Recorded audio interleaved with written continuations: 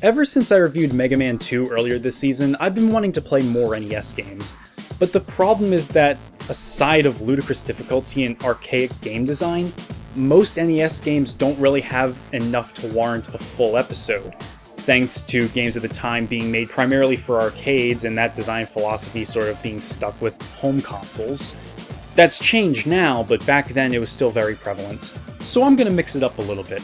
I've decided to take a look at 4 different NES games and sort of give a brief summation of my thoughts on them based on a very brief amount of playtime.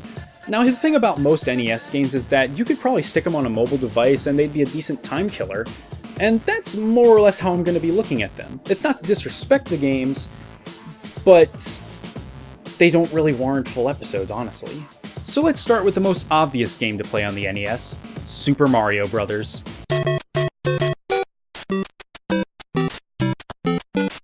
I won't spend too much time on this one since everyone and their grandmother knows this game, or at least elements of it. Everything about Super Mario Bros. Has ingrained itself into popular culture, from the sounds to the sprites, misplaced monarchs, and of course the soundtrack. It's the most iconic video game soundtrack of all time, whether you like it or not. As for the game itself, it's aged very well. You run, you jump, you eat shrooms and flowers, shoot fireballs, go down pipes, and collect coins.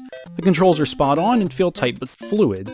The only real problem I have with it is the archaic mechanic of resetting back at the start of the entire game when you lose all your lives, something which was mitigated by the All-Stars port for the Super Nintendo. But as it stands, Super Mario Bros. Is a solid experience for everyone, and is always a good time.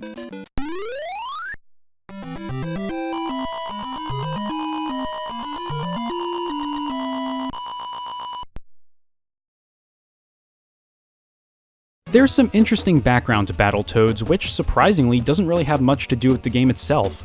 It was developed by Rare and released in 1991 in the hopes of cashing in on the popularity of the Teenage Mutant Ninja Turtles, and potentially rivaling them. While the original game was well received and spawned several follow-ups and even a pretty poor pilot for an animated TV show,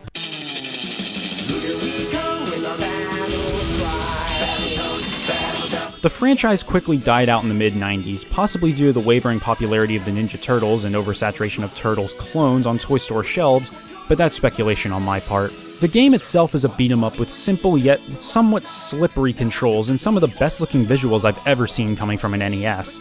It's not a particularly deep game, but that's a beat-em-up for you. I personally don't really like these kinds of games, so I can't really talk much about it, but it's certainly a solid experience from what I've played. It's available as part of the Rare Replay compilation for the Xbox One, along with 29 other Rare games, and that probably is your best way of playing it, at least legally. Battletoads. Going back to something from Nintendo themselves, we have Wrecking Crew. You play as Mario, again, and you have to knock down various support structures on a construction site while avoiding enemies. You can't attack them, you just have to avoid them. It's a simple puzzle game of sorts where you have to figure out the most efficient way of destroying the structures without trapping yourself. It may have been the inspiration for Fix-It Felix from Wreck-It Ralph now that I think about it. But I've played Fix-It Felix, and that's not really a puzzle game, but that's another story. Actually, now that I think about it, weren't Mario and Luigi's rivals in the Super Mario Bros. Movie the Scapelli Construction Company? Is Mario destroying the work of his arch-rivals? Scapelli. Well, who knows. Wrecking Crew is a game you can play to kill some time, but the simplicity of it is what makes me somewhat happy that Nintendo is starting to enter the mobile market. Games like this would fit very well on smartphones, and I know I wouldn't mind buying a new version for mine. Definitely try it out. Yes, Castlevania was made by Konami. Yes, Konami has done some reprehensible stuff as of late, but I'm not here to talk about that. I'm here to talk about Castlevania. Castlevania is easily the most complex game I've looked at today, which is why I saved it for last. It's not that the game itself is complicated so much as it has more going on than your average game on the NES.